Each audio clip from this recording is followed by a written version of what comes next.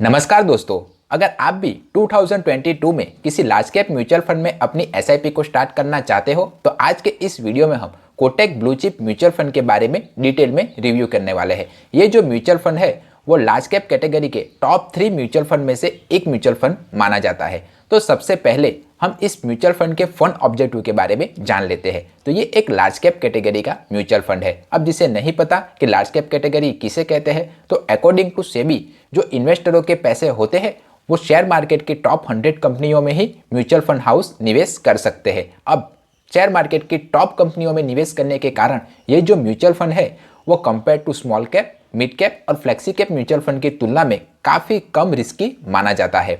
अब हम इस म्यूचुअल फंड की अगर पास्ट रिटर्न्स के बारे में जानें तो इस म्यूचुअल फंड ने पिछले एक साल में 31.4% का रिटर्न्स, 3 साल में 20.2% का रिटर्न्स, 5 साल में 18% का रिटर्न्स और ऑल ओवर 15.4% का रिटर्न्स अपने इन्वेस्टरों को दिया हुआ है।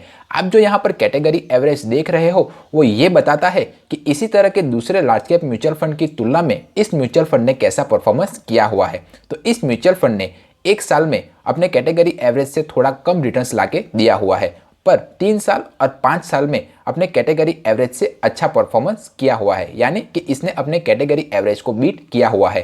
तो इससे आप ये सीख सकते हो कि अगर आप इस म्यूचुअल फंड में अपनी इन्वेस्टमेंट को स्टार्ट करते हो तो मिनिमम 5 ईयर के लिए अपने पैसे को निवेश ज़रूर करें, क्योंकि जितना टाइम आप अपने पैसे को बढ़ने के लिए दोगे उतना ही ज़्यादा कंपाउंडिंग इंटरेस्ट का इफेक्ट आपके इन्वेस्ट किए हुए मनी पर आपको देखने को मिलेगा।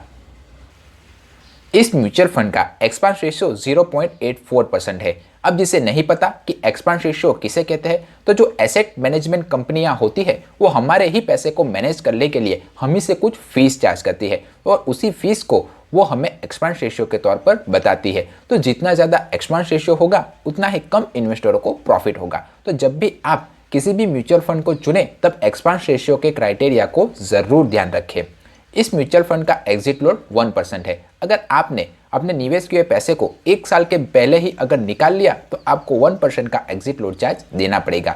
ये एक ओपन एंडेड म्यूचुअल फंड है, यानी कि इन्वेस्टर जब चाहे तब इस म्यूचुअल फंड में अपने पैसे को लगा सकते हैं और जब चाहे तब अपने पैसे को इस म्यूचुअल फंड से निकाल भी सकते हैं।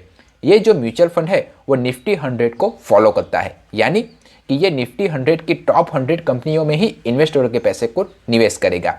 अगर आप इस म्यूचुअल फंड में अपनी एसआईपी को स्टार्ट करना चाहते हो तो मिनिमम अमाउंट 1000 और लमसम अमाउंट 5000 से स्टार्ट कर सकते हो। ये जो म्यूचुअल फंड है वो इक्विटी में 97.7% इन्वेस्टरों के पैसे को निवेश करेगा। इक्विटी यानी कि शेयर मार्केट। तो शेयर मार्केट के उतार चढ़ाव का इस म्यूचुअल फंड के ऊपर सीधा असर आपको देखने को ज़रूर मिलेगा। अब टॉप होल्डिंग कंपनियां जहां पर इसने इन्वेस्टरों के पैसे को निवेश किया हुआ है वो है Reliance industry, HDFC bank, ICICI bank और इन्फोसिस लिमिटेड। अब एलोकेशन बाय मार्केट कैप देखें तो इस म्यूचुअल फंड ने लार्ज कैप कैटेगरी में 82.2% का रिटर्न्स, मिड कैप में 15.23% का रिटर्न्स और स्मॉल कैप में 0.5% का इन्वेस्टमेंट किया हुआ है। इससे आप ये सीख सकते हो कि ये म्यूचुअल फंड थोड़ा रिस्क रिटर्न जनरेट करने के लिए रह रहा है। अब एलोकेशन बाय सेक्टर देखें तो इसने financial sector, technology sector, energy sector और कंस्ट्रक्शन सेक्टर में इन्वेस्टरों के पैसे को निवेश किया हुआ है। इस म्यूचुअल फंड का स्टैंडर्ड डेविएशन 16.74 है, जो अपने कैटेगरी एवरेज की तुलना में थोड़ा ज़्यादा है। अब जितना ज़्यादा स्टैंडर्ड डेविएशन होगा उतना ही हाई वॉलेटाइल म्यूचुअल फंड को माना जाएगा। एक एग्जांपल के तौर पर बताइए, अगर आपने किसी म्यूचुअल फंड में अगर 100 रुपये निवेश किए और उसका स्टैंडर्ड डेविएशन अगर 2% है तो इसका मतलब ये है कि ये म्यूचुअल फंड ज़्यादा से ज़्यादा आपको 102 रुपये और कम से कम मार्केट क्रैश के टाइम आपको 98 रुपीज़ ला के देंगे। तो जितना कम स्टैंडर्ड डेविएशन होगा उतना ही वेल परफॉर्मिंग म्यूचुअल फंड को माना जाएगा। तो जब भी आप किसी भी म्यूचुअल फंड को चुने तब स्टैंडर्ड डेविएशन के क्राइटेरिया को ज़रूर ध्यान रखें। ये जो म्यूचुअल फंड है वो इन्वेस्टर को कंसिस्टेंटली रिटर्न्स लाके दे रहा है। जो रिटर्न्स जनरेट करने के लिए ये म्यूचुअल फंड रिस्क ले रहा है उसके कंपेयर में ये म्यूचुअल फंड अच्छे रिटर्न्स इन्वेस्टरों को लाकर दे रहा है और इस म्यूचुअल फंड का डाउन साइड प्रोटेक्शन काफ़ी अच्छा माना गया है, यानी कि मार्केट क्रैश के टाइम ये म्यूचुअल फंड अपने कैटेगरी एवरेज से थोड़ा कम गिरेगा।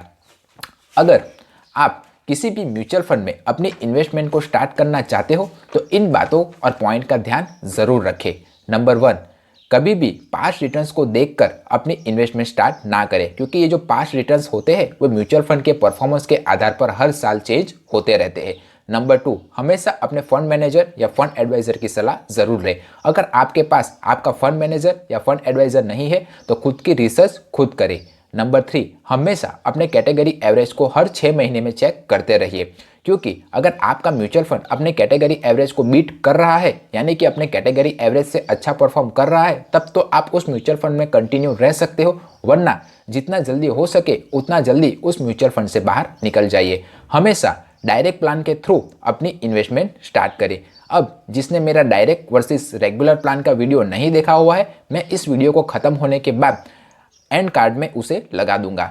उसके बाद इस वीडियो के ख़त्म होने के बाद आप उसे जाकर ज़रूर देखिए। अब हम इस म्यूचुअल फंड पर लगने वाले टैक्स के ऊपर बात करें तो अगर आपने 1 साल के बाद अपने निवेश किए पैसे को अगर निकाला तो आप पर long term capital gain tax 10% का लगेगा। उसमें से भी आपको 1 लाख रुपीज़ का एग्जेम्पशन मिल जाएगा। पर अगर आपने अपने निवेश किए पैसे को अगर 1 साल के भीतर ही निकाल लिया तो आपको short term capital gain tax 15% का पूरी रकम पर देना पड़ेगा। अब ये वीडियो कैसा लगा? अगर आपको ये वीडियो पसंद आया हो तो वीडियो को लाइक कर दे और अपने दोस्तों और रिश्तेदारों को भी ज़रूर शेयर करें। वीडियो पसंद आया है, मेरी मेहनत आपको पसंद आई है तो चैनल को सब्सक्राइब ज़रूर करें। मिलते हैं अगले वीडियो में, तब तक सीखते रहिए, क्योंकि सीखोगे आज तो कमाओगे कल। जय हिंद।